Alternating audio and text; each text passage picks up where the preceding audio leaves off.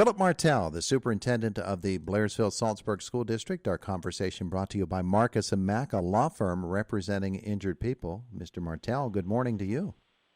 Hey, good morning. Thanks for having me. I'm glad you're with us here today. Our monthly visit, we check in with things across the district, and certainly there are a lot of things. I wanted to start with COVID-19 because I've been watching the numbers from Blairsville-Saltsburg, and my goodness, you cleared that whole 14-day rolling count right off. We did, and I have to just really give a shout out to the staff and to the students who have been, we've been utilizing best practices. Our nurses are just rock stars across the board, and they just having them involved, but having everybody on the same page, but communicating that has really helped, and people take notice, and this is the only way to beat this thing is to come together. So far so good. We have kids back, so students back in the buildings, so we're moving forward. Yeah, absolutely. Hey, a shiny new website too. That thing looks pretty good. It does. We wanted to put a better system in that was kind of, as we evolved just in a lot of different fronts from a software perspective. But, we took notice, and as the communications to the public, our website wasn't user-friendly. So we'd asked the board to give us full support to be able to find something a little bit more user-friendly, and it'll continue to evolve. But in this day and age, I will tell you that having that access to information easy, to make it easier for parents, is so crucial. So as we do that, this was the first step as we evolve, but as we continue to get on the path with our, new LMS system, which is Canvas, our learning management system, but then we tied in with, our student information system, it just all works together. And it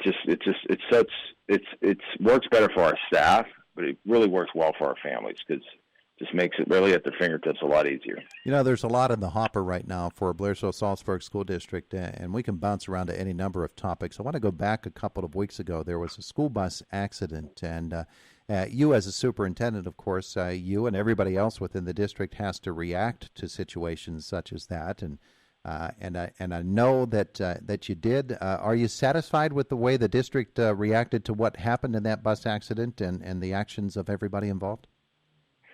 We are. There was also some teachable moments, I'm not going to lie. And, me just starting in December and not just getting my hands around everything else in that. But, we fine-tuned our bus protocols, just to make sure that there's a clear delineation of who's responsible for what.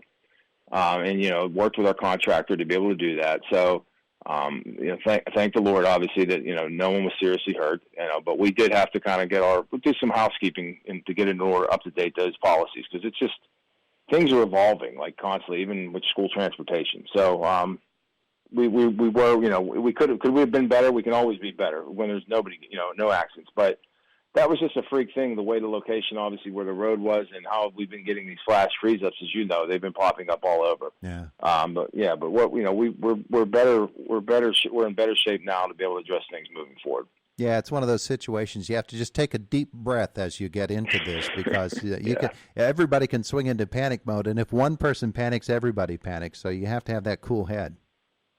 Absolutely. Yeah. Okay. So other situations that are happening. Last time we spoke with you a couple of weeks ago, you were talking about your plan that you introduced for the Saltsburg Middle High School and how it might look in the future as a part of the school district. I'm sure that since that time, since you published that plan, you've gotten reactions from folks. So what are people telling you?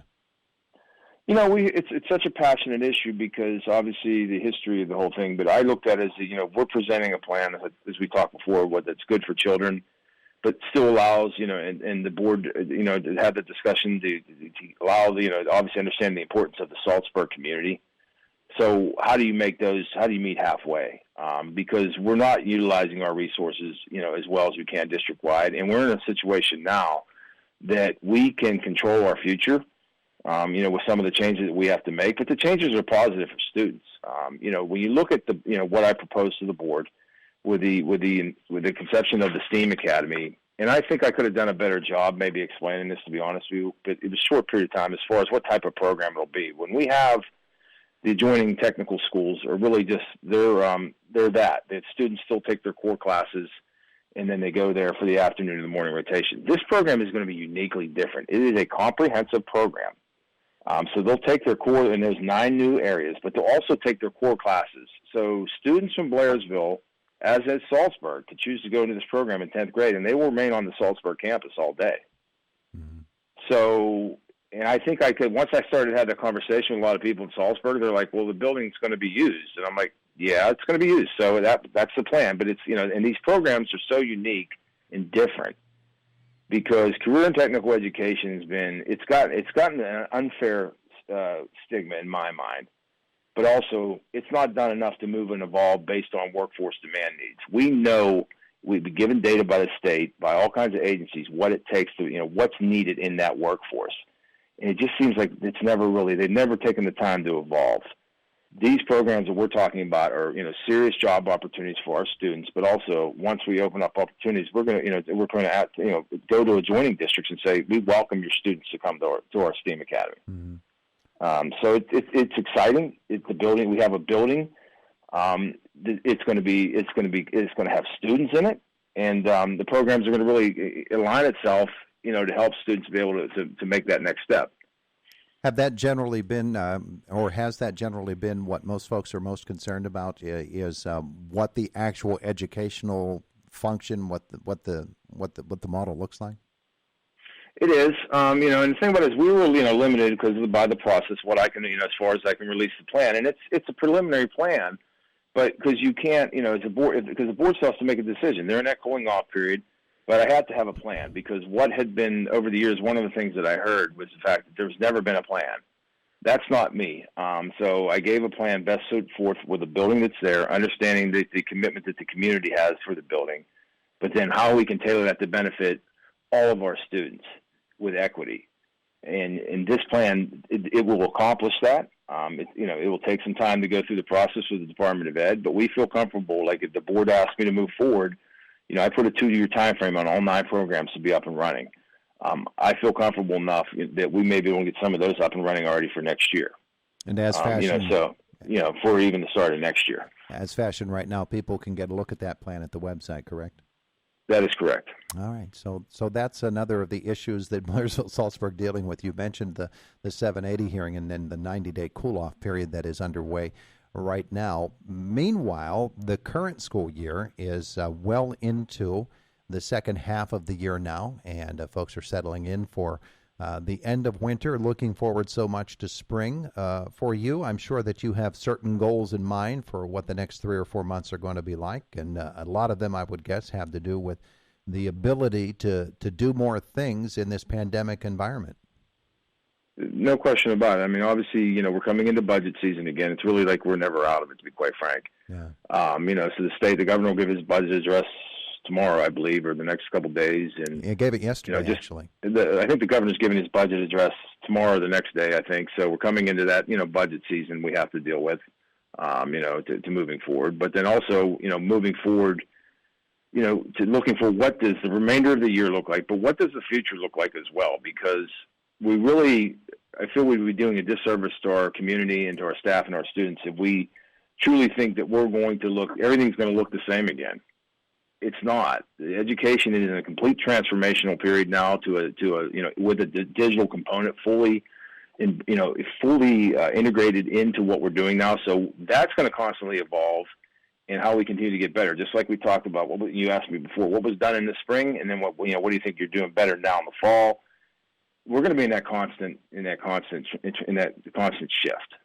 So that's really what we have to continue to evolve and do as well. All those evaluations have to be made. What have we done in the past 3 or 4 months, and where do we get better? And I'm sure that is indeed an ongoing process. And to help you to do that, I'm sure that you talk as well with superintendents of other districts, find out what their issues, if they're all that different from what's going on within Blairsville-Saltsburg. What are you finding out from them?